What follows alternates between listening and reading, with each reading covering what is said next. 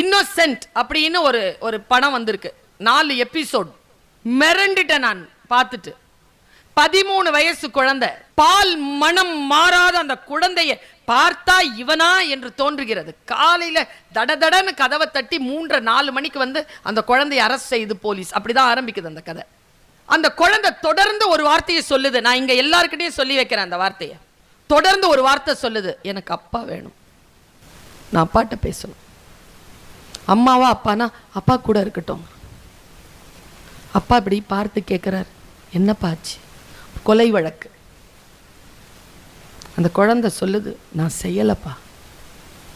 அப்பா இப்படி பார்க்கிறார், நான் உன்னை நம்புறேன்பாங்கிறார் அப்பா. 1 வருஷம் போதுங்க கேஸ். ஒரு சைக்கியாட்ரிக் தான் கண்டுபிடிக்கிறா, 15 வயது குழந்தையை அவன் 13-14 கத்தி குத்து வச்சு கொலை பண்ணியிருக்கான்.